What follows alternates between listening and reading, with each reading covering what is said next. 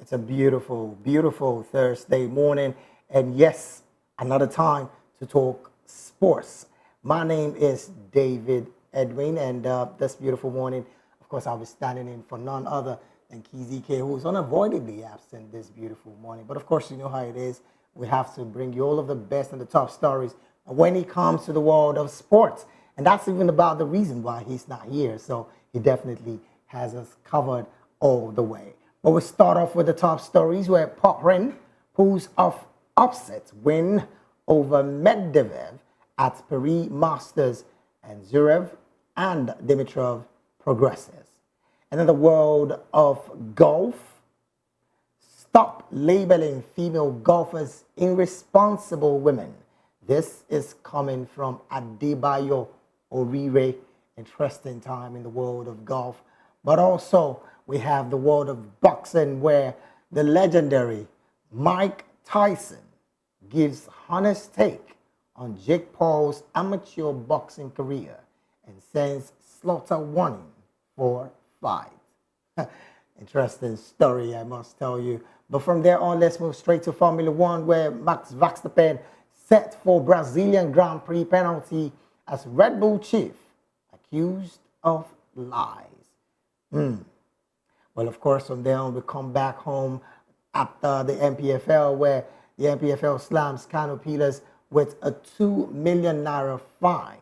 Player gets a 9-match ban over misconduct. And of course, Enyimba is not left out in that fine as well. They've been fined 1 million naira for misconduct. Well, you want to ask what exactly went down. We definitely got you covered in all of these stories as we progress. What a beautiful time it is. And I dare say it is another moment to share with you when it comes to the world of sports. It is Sports Republic right here on Voice of the People Television. And I'm not alone this beautiful morning. I got my main man, EK, and he's here. And I'm very, very sure he's loaded to the brim. Let's do this together. EK, very good morning to you. Good morning, David. Good morning to our viewers. Well, let's start off with this ban. I would have just gone to the other story, but I just want to start off with this ban. NPFL slamming Canopilas with 2 million naira fine, and of course the player gets a 9-match ban over that misconduct. Of course, Enyimba is not left out of that fine. What do you make of this, basically? Well, I will say this: where there's no law, there's no offense. And of course, if you don't use the hammer when you're supposed to use it as a governing body, a lot of people will start misbehaving. So if the big guns like Enyimba and Canopilas get the big hammer, of course every other team will sit up. So some quarters have said that this fine is a bit meagre. They can pay it, but then if it was point deduction, maybe it would deter other teams from doing such level of annoying acts when it comes to the world of football. Well, you want to say yes, it's quite meager because of the size of the money, but of course, how much value in terms of money is coming to the Nigerian Professional League? These are the questions. So this is why you look at it and like, for the club to pay it, it's quite big. And to think that the clubs are governments. Yes, of course. For the clubs to pay it, it's quite big. But if it's for an individual, maybe you want to say it's small. But for the club now, it's an organization. So paying 1 million naira fine is actually not a small money. I mean, 1 million naira this time. Where you know how many players' salary is that? Okay. Don't even let us go there, because that's not the conversation we're going to have at all. That's it. Exactly what I'm saying. So it's actually not small. Yeah. Anyways, from there, let's just move to this other story where Jose Pizarro have been nominated for the International Federation, of course, of Football History and Statistics, where Men's Football Best National Coach Awards. Pizarro led the Super Eagles to second position at the just concluded 2023 African Cup of Nations in Cote d'Ivoire. And of course, the Super Eagles lost 2-1 to the Elephants in the finals of that competition. The Portuguese earned a nomination for the prestigious award for the first time. The first time. 20 other coaches are also in the running for this award. But of course, Spain's Luis de la Fuente, Didier Deschamps of France, and Argentina's Lionel Scaloni are also other top coaches nominated for these awards. This particular award, it seems like it's a big plus on the part of Pizarro. Absolutely, and trust me, this award has really nothing to do less to do with tactics. That's more to do with how far you took your team. Yeah, yeah. So yes, I think he deserves it. He deserves to be there. But I think the likes of Scaloni or Lee Fonte might likely just pick it because they won the trophy for the national team. But then again, let's look at the man Jose Pizarro. He led Nigeria to the Nations Cup against all odds. He was given a target. No, not against all odds. The Super Eagles is a big team in Africa. Not see before the tournament. No, yes, we've always been. When I said against all odds, my reason for that is that a lot of persons did not give him that breathing space owing to the fact that we're not playing well. I, for one, honest truth, I was not giving him. In fact, Jerry, that anchors the locker room sports later in the evening, did say Nigeria is just going to go to Cote d'Ivoire, play their 3 games, and come back home. He never gave them that belief. See, all these are just part of what we are saying, right? Assumptions here and there. Yeah. It doesn't change the facts. It doesn't take away from the fact that the Super Eagles is a household name in Africa. Going into any tournament, Nigeria will always be one of the favorites. So it's not against all odds. It's not just paper. But yes, I'm going to give it to him because he's actually new to African football. But then again, he's actually new to African football. And then he took the team to the. You know for a fact that Senegal were at the top at that time. Egypt as well were at the top at that time. Morocco, yes, even at that time as well. A lot of persons also saw them as top favorites.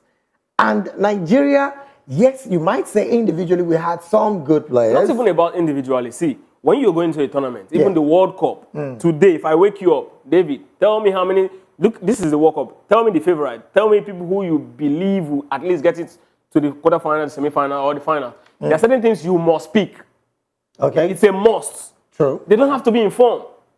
Then you might then you start looking at, okay, this one's a greenhorn, they're actually red hot now, they might just get in there because of the kind of player they have. There are people who are institutions in this kind of game. Like in Champions League, you always pick Real Madrid, whether they're informed or not. Well, that honestly, again, is another part of, football because, yes, like you said, they might not be informed, but of course, you just have it in your head. Yes, of course. These guys are very visible because and they can show up anywhere. They have the CV to back, to back it up. Like, we're always favorites. Oh, well, speaking of CVs, we're just going to go straight to the next story where Amaju Pinnick, the former president of the Nigerian Football Federation and, of course, FIFA Council member, has identified inadequate maintenance as a major hurdle up to sports development in Nigeria. Well, on Tuesday at the University of Ibadan's Faculty of Education, Pinnick emphasized the urgent need for improved infrastructure upkeep to support the nation's athletic talent. His lecture, titled The Challenges of Sports Infrastructure and Maintenance in Nigeria, Prospects for the Podium Performance, underscored the critical role of infrastructure in driving Nigeria's sports success. Well, interestingly, Pinnick lamented Nigeria's abundance of skills athletes who, of course, lacked adequate facilities to refine and showcase their talents. He attributed also the issue to a broader lack of maintenance culture, which begins from home and, of course, public facilities. Well, Pinnick has practically said it all. But again, are there facilities in Nigeria well enough to harness the talents that we have in this country? Yeah, interesting. Pinnick was reading my mind yesterday when I was saying that I was mentioning facilities, sports facilities that has helped groom, world champions, and help groom teams in the world that we look at. Okay, they're actually coming from this academy. I mentioned the Clairefontaine in France that brought the world champion in 1998. It was they started the academy in 1988. Right? And of course, it took them 10 years to win the World Cup, the France ever first World Cup. And of course, after that, first World Cup, it took France another 20 years. 2018. No, sorry, just another 10 years to win another World Cup. That's 2018. Now they went another 4 years after, they got to another finals. Now that institution has produced like Thierry Henry, Kylian Progressively, Mbappe, they've been doing all of them, right? Progressively. Now, we look at another. I looked at another case of Morocco that took them to the semi-finals. First team in Africa to get to the World Cup semi-finals. The academy created is named after the King of Monaco, Mohammed VI. Yeah. Right. That academy produced the crop of the players that went to this World Cup. Yusuf Enesri, Azadin, Unahi, and Quite a number of them. Now, that's it. Again, we look at the project, being run by England today that started in 2012 by Dan Ashworth.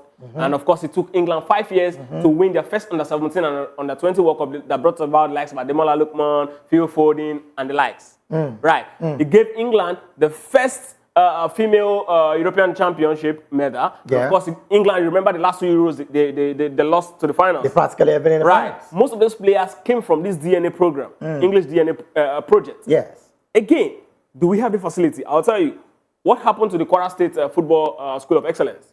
The facility is still very much there. And that's exactly what Amaju is saying. Why can't we go back, check this structure, put it in place, and start grooming players? Or athletes? Why can't we do it? And then give it 10 years if we were not going to produce, the crop of the players that will give us major medal either in the world or in Africa. Now, some quarters have said that as it stands, Nigeria is a country of over 250 million people. And, just like you have in America, you rarely would go to maybe 2, 3, 4 streets and not see a facility of maybe a basketball court or a tennis court, which is very, very deficient when it comes to Nigeria. With the amount, and let's also face it, Nigeria has one of the highest densely populated youths in Africa. Now, if we cannot harness those talents when it comes to sports, then the deficiency of structures might be a major problem. Yes, there is also the maintenance culture, which Amaju did mention, and of course, I cannot agree less to what you also said, the Kwara School of Football School. You can also look at this from that end. Have NFF carefully used that platform to bring even the under-15s, which they call what's that their name again? The Young Eagles or something. If we cannot harness these people, then what are we doing at the glass house? See, the problem is not having small sports facilities littered everywhere. They have it in France. They have it in Morocco. Yes. They have it in England. But those small facilities, they do add up to the quality at which these boys see what those facilities deliver. Let me give you an example. Let me use the Clairefontaine as an example. Yes. Now, they have these facilities littered everywhere. But these facilities bring their best players to Clairefontaine where they are groomed. Do you understand? So, see, it's not enough to have this facility littered. You cannot outspend the government. It's not possible. Sure. Right? When the government runs a program, yes, this program is deliberate. Something can happen to the owner of a facility. But then again, the part where I just mentioned earlier, that even the NFF had not done good enough to have used that Kwara facility, and even the Mobalaji Bank stadium and the likes, to groom our players. See, don't you think it is the ineptitude of... Let me give you an overview what the School of Excellence looks like. Right. It's a camp. Yes. Right. Many of these facilities you mentioned, people just come, train, and go home. It's a camp. Players are nurtured there. They're groomed there. Yes. They grow up as athletes. There's a difference between going home and coming every day and staying in a camp. Yeah. They are groomed. The only thing they think is the next step. From here, under 16, we're going to under 18. So that's what they think. They school them in both football or whatever sport and education. Okay. So it's different. It's totally different. See, we used to have back in the day Principal Cup, another tourney across. That is just a platform to showcase talent. So we are talking about grooming. What happened to the likes of the Principal Cup, like you mentioned?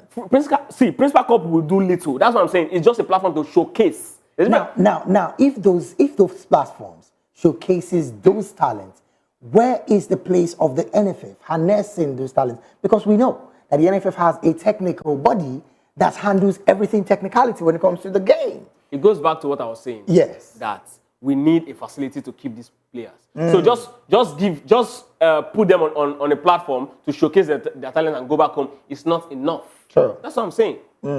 Oh, well, let's move from there on and just let you know our major story for today. And of course, that brings us to the fact that Amaju Pinnick, the former president of the Nigerian Football Federation, and of course, FIFA Council member, has identified inadequacies, of course, of maintenance, which we did mention earlier.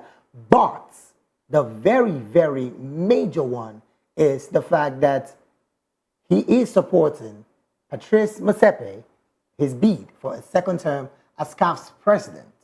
This is according to some reports. Now, South African billionaire Motsepe has been in charge of the Confederation of African Football since he took over from Ahmad in 2021. However, his tenure as the president of the highest football ruling body on the continent, of course, is set to end in March 2025. But Motsepe appears to still be interested in staying in charge of CAF, according to some reports. Of course, you know, that particular move will be, of course, on the backbone of having a good chunk of 54 associations in the continent.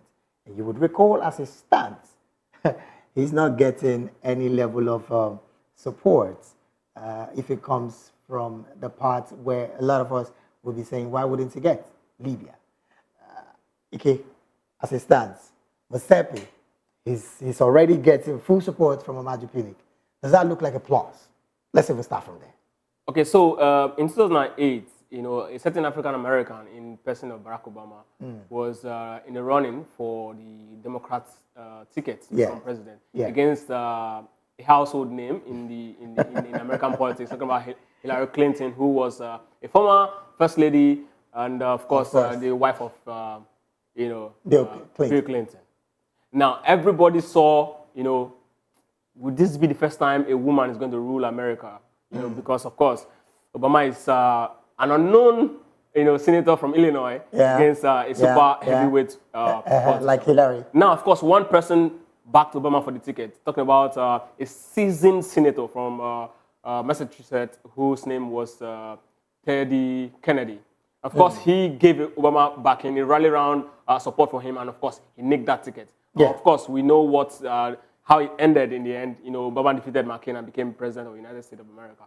Now, let's look at this man in question, talking about Amaju Pinnick, what he stands to gain or who he is, you know, in African football politics. Now, you remember, for over 20 years, a certain man was in the helm of affairs, talking about Issa Hayatou. Was like an emperor, you know, ruling African football. I saw you going there.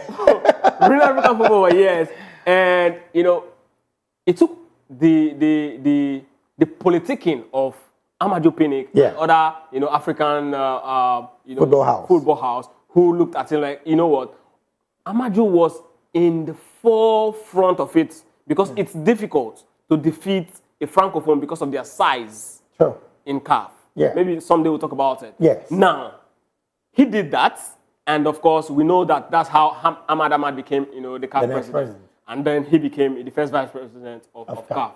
Now, they fell apart, you know, he left the position for a Ghanaian and all of that. Now he's saying, you know what, I still got it. I'm that man that did it. I can do it for you. So trust me. He's the kingmaker. He's a kingmaker, that's the word. For him to step up and say, you know what, Motsepe, I did it before against someone who was as big as... who captured CAF. Don't worry, I got your back. Now, some quarters have come to say that this looks like a compensation owing to the fact that Motsepe clearly had his decision, of course, with the disciplinary committee weighed to the situation that happened between Nigeria and Libya. And that particular move as well also hindered, of course, the fact that Libya got the fine and, of course, got the points off. The Northern Association, the Northern African associations are saying, we're not even going to give you any backing at this point. Should Motsepe be worried?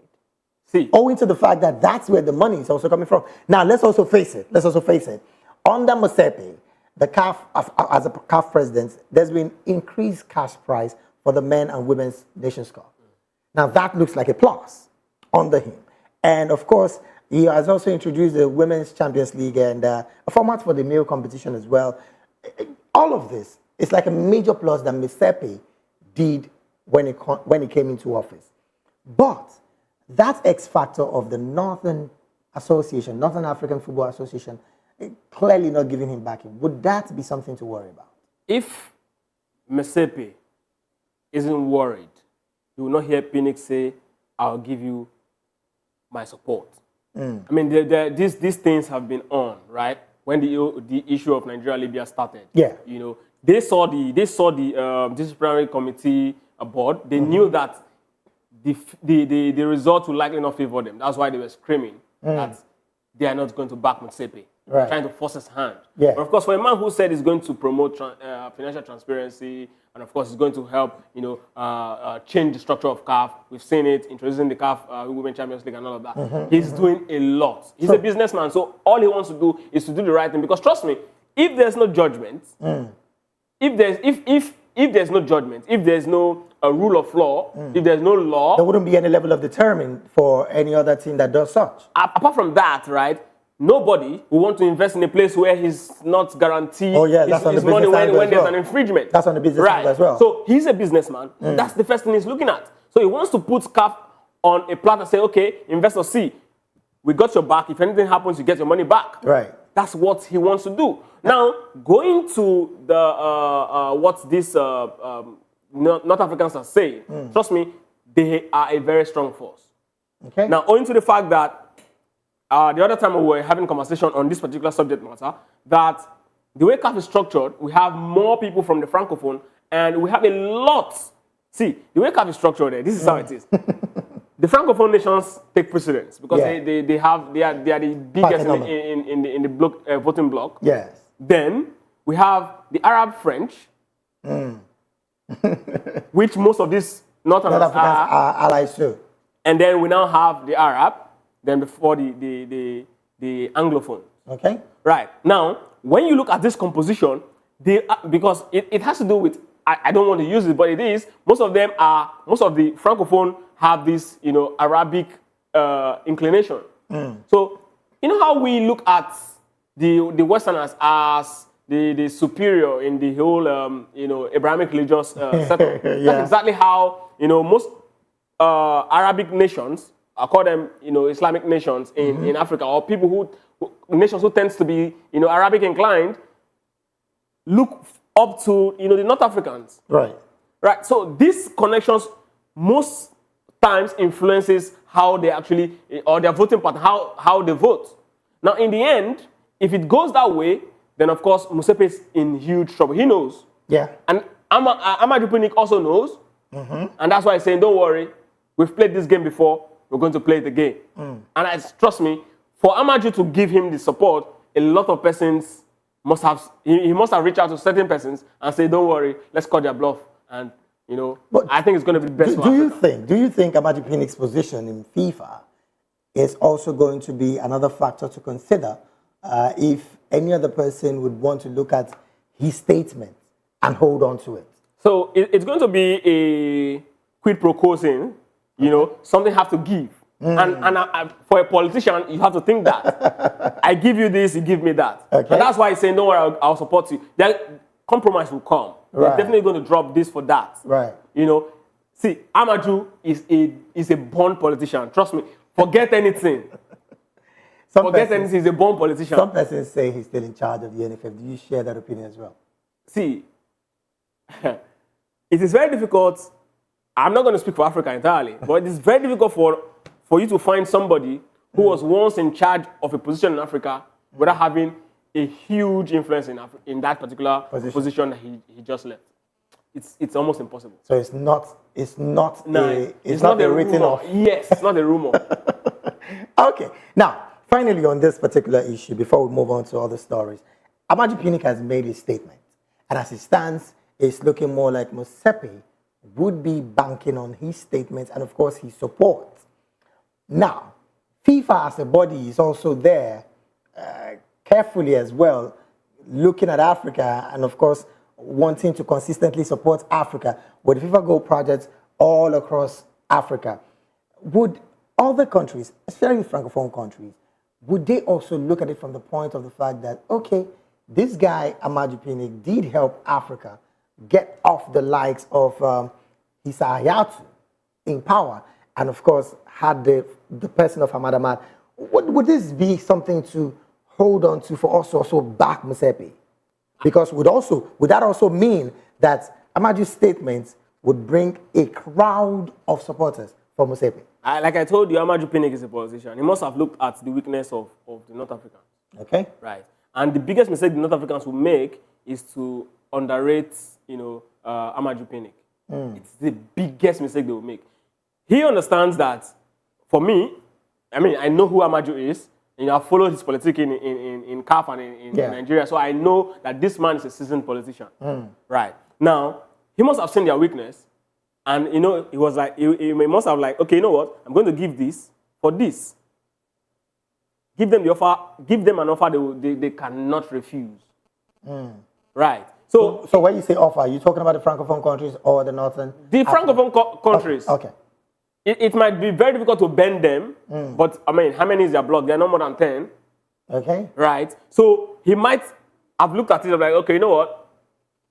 This is what we're going to do. Look at the Francophone and like, okay, let's play this. It's a card. Take this and, it's all about compromise. From your crystal ball, what most likely might be the offer that Amaju would want to give to them for them to support Motsepe?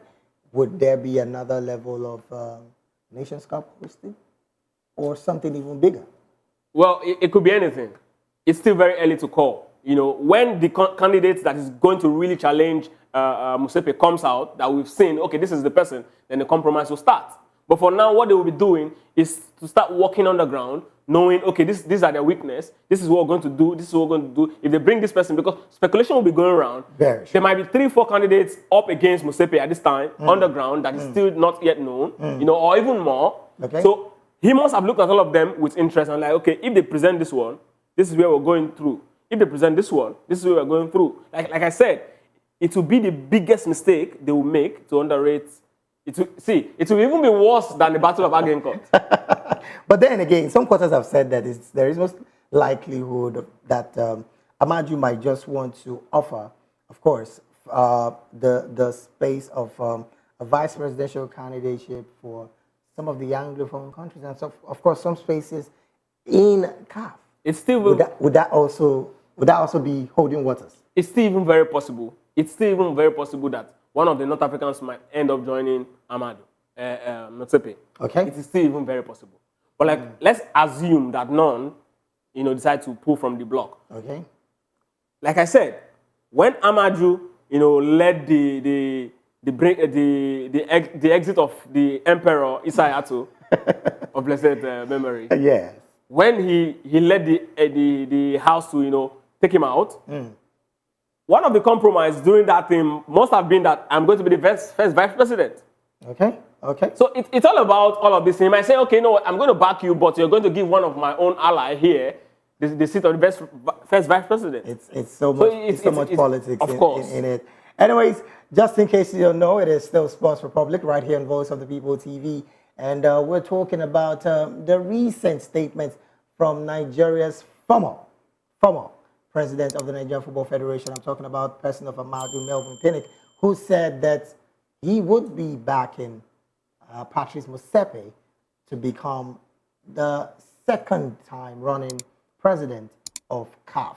Would that statement be really, really, really holding so much waters? Is that statement something Motsepe should take to the bank?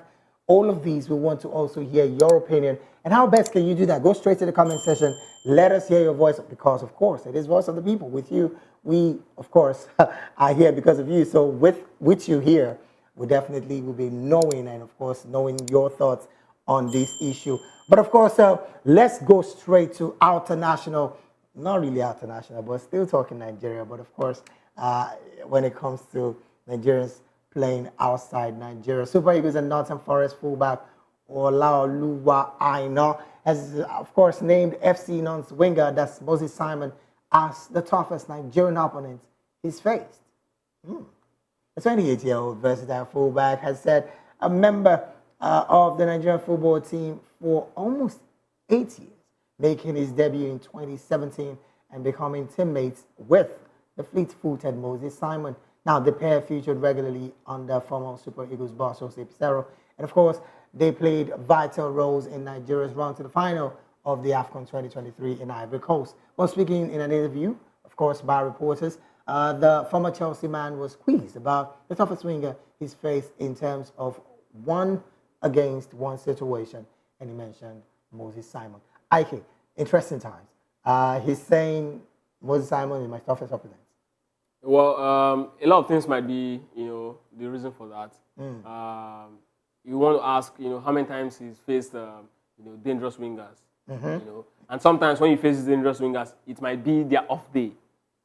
Okay. It's necessarily not about who is the most talented you faced. It's about who gave you the most problem the day you faced them. I can say for free, really, the likes of Village would hate to see Torres. Stuff like that. But of course, you know that there are certain strikers that are better than Torres, even in his generation. Definitely. But the thing is, sometimes when you face certain opponents, you really do not even know how to go about them. Sometimes it might not even be your A day. Sometimes it might be their A day, right? I mean, Manchester City, Tottenham is a match that Pep Guardiola dread. He really doesn't know how to play it, no matter who the manager of Tottenham is. Interesting, really. Manchester City, Tottenham, and Crystal Palace. Yes, that's another. It's a very big problem for him. So yes, there are teams like that, and there are opponents like that too. So I understand. I mean, it's Moses Simon is also a very good winger. So you're not going to take it away from him. Oh yes, he is. I also would say that Olayino is not just talking from the point of patriotism. No. He's really talking from the point of the fact that yes, Moses Simon has really been a major player when it comes to the Nigerian football scene. But of course, from Olayino, we move straight to another defender, and I'm talking about Fulham star Calvin Basi, who's described the magical Lionel Messi's moment that convinced him to play international football for 3 times African champions Nigeria. Born in Italy to Nigerian parents, but raised in England, Basi could have represented any of the 3 football-crazy nations. However, he was still finding his feet in the Leicester City underage teams, and of course, when Nigeria Super Eagles arrived in Russia for the 2018 FIFA World Cup. Nigeria's last group game was against Argentina, and of course, the African Giants needed a draw to progress to the knockout round. But Argentina secured a last-grab 2-1 victory instead, with Messi scoring the opener with an excellent strike. The Barcelona legend received the long ball over the top with a classic first touch on his knee and tossed it past his marker with his left foot before smashing a right-footed shot beyond goalkeeper at the time, Francis Uzoho. Basi, of course, did make mention that watching that Messi goal increased the love for Nigeria. And of course, in Basi's comment, this a game I cannot forget in a hurry. That particular game. But then, that moment for Basi made him decide, look, I'm going to play with this guy. Yeah. How significant is this really?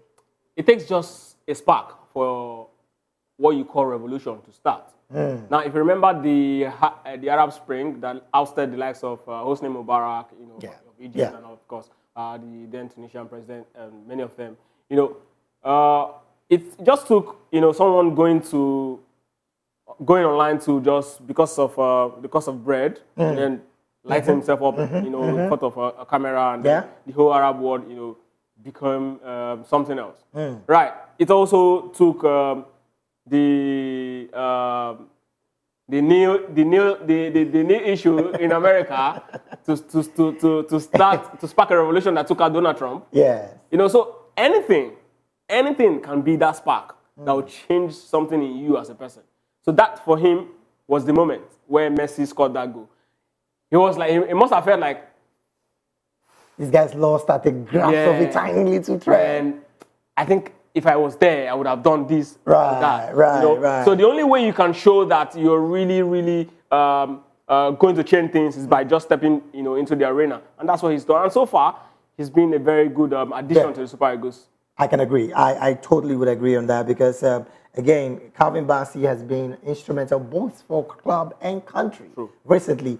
And interestingly, right, that particular statement might also spark up decisions with some of the players. I mean, you don't even know who is even listening to this kind of statements. But then again, Nigeria, like you did mention earlier, Nigeria Super Eagles remains one of the biggest brand of football when it comes to Africa, and you cannot just look away from it. And of course, from there, we'll go straight to another story where Nigerian goalkeeper Maduka Okoye has reached a career milestone with his market value now hitting 7.5 million euros following the latest update from Transfer Market.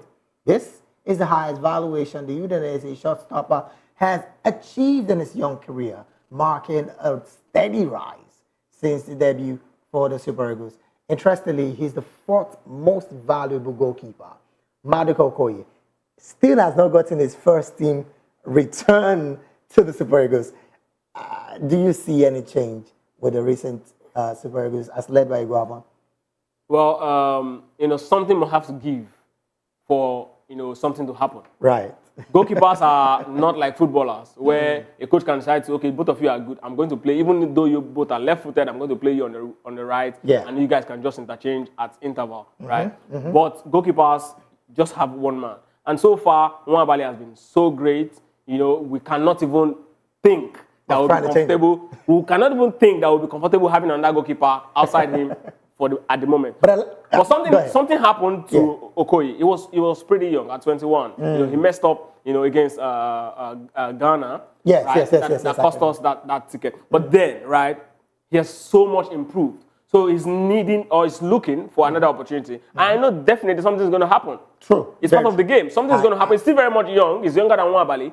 So he can always come back. And lead the Super Eagles again. For me, right, let him just keep doing what he's doing. Because at club level, he's bigger than Nwabali.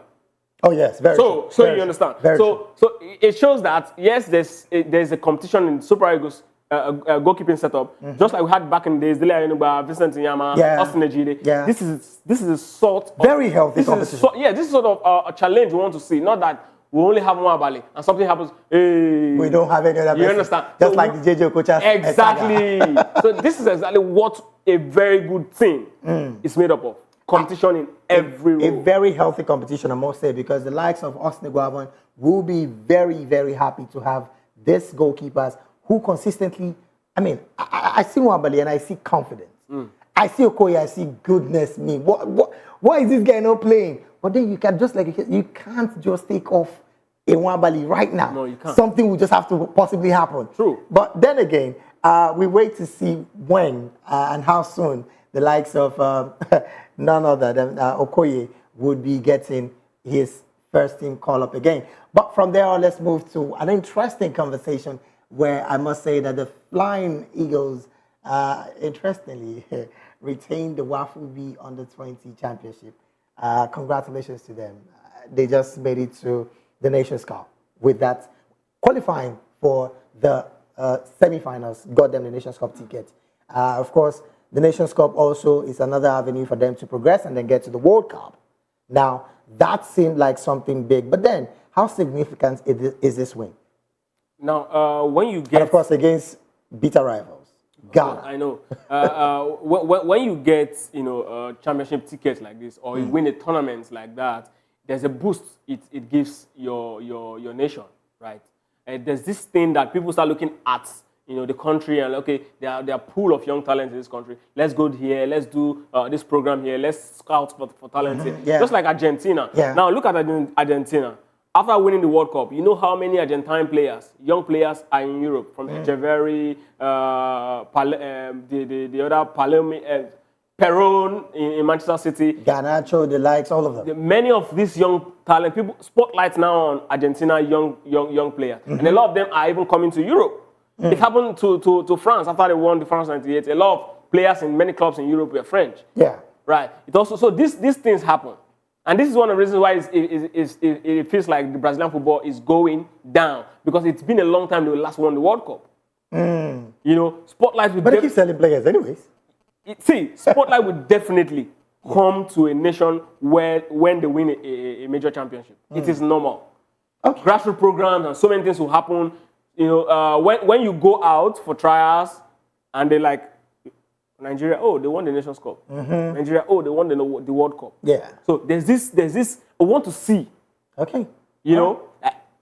Many young talents will be given that opportunity because they're from a nation that just did something. I like the fact that you said yes when they look at cadet football if you're winning these trophies, it significantly brings the eyes of the world to your country. And interestingly, NFF has, of course, lauded the efforts of the Flamingos, who lost out to the United States girls in the ongoing FIFA Under-17 World Cup. Of course, Dr. Mohamed Sanusi, who is, of course, the General Secretary of the Nigeria Football Federation, is saying, look, you girls did all you can. Does that statement look like something that they should hold to heart progressively? Because as it stands, the girls really gave their all. I mean, before the U.S. game, they were top of the group as well. And if moving progressively from under 17 to under 20, or even staying at the under 17, do you see this happening anytime soon with this NFF? Well, I mean, it's quite difficult to keep male players because at this age, many of them. It's even female. Yeah, that's what I'm saying. It's quite difficult to keep male players. You know, at 17 they start moving and all of. But female, many of them will still be very much around. So it's easier to keep them in check and then groom them for the next level. Yes, like his statement is quite correct because America is a household name in female football. True. You can't take it away from them. Very true. They are arguably the best country when it comes to female football. And they keep consistently showing. Do you understand? So losing to them is not losing mercilessly, not losing woefully, shows that, okay. And a very slim victory. Yes, you know, shows that, okay, you guys did your very best because they will always be favorites. Right. You know. So yes, I want to believe that, you know, our girls are growing, our football in female category is really growing because this sort of games, if it's to be other country or a couple of years back, the margin will be so wide. But yes, we've managed to close the margin, and who knows? And that really is true. I mean, the margin would have been so terribly wide. Yes, and trust me, in next couple of years, when we play against countries like this, we might just end up winning. Because of the progressive nature that's the progression of the girls. Well, interestingly, we are short, and I mean, time flies when we're having so much fun. I don't know if we have any comments on YouTube from, of course, our viewing audience. We want to also have that. We cannot leave here without talking about the Carabao Cup yesterday. Manchester United, for the first time in the history of Manchester United since the Ten Hag era, got 5 goals past interesting opponent. Do you see that as some progressive thing in football? Not forgetting Manchester City losing to Tottenham, and of course, Chelsea also losing to Newcastle. Okay, so a body will continue to be in its present place of rest until an external force is applied. Right. United was stagnant. Okay. And something happened. An external force was applied, and then there's a victory. This is what happens naturally most times when there's a new manager. Okay. It is normal. So it's not about winning a game. It's about consistency, being dominant, controlling games, and getting vital points where necessary. Can Ruud van Nistelrooy do it? At least for the time being before Amorim comes in. Okay. So I don't know how long it's going to take for Amorim to come in, but the manager I know now is Ruud van Nistelrooy. Yes. Right. So can he, continue in this path? We've even seen managers take over. 1 month they're on fire, 2 months, in fact, a season they're on fire, and then next thing you're like, what happened to this man? So again, right, it's a good one for United. At least the taste of victory has been very sweet long. I mean, Manchester United have not defeated any Premier League. United have been yearning for victory to win a game for a long time. All right, we gotta go. Thank you so much, Ikechukwu, for being here, and we do appreciate you all the time. Thank you very much, David E. All right, we got to go. Thank you so very much, every single person who joined in for this particular production. Of course, to all of the guys at the back, Manfred, Ikechukwu, and of course, Paul, and the females amongst them. We want to say thank you for making this production an amazing one. Alex, not forgetting you as well. All right, we got to go. David E. saying, do have a beautiful beauty ahead. And of course, trust, God willing, Kizzy K will be here tomorrow to take you through, yes, the world of sports. Yes, the interesting part, the pidgin version. You definitely don't want to miss that tomorrow. Have a great day ahead. Midday news will be up next. Stay with Voice of the People TV. God bless Nigeria.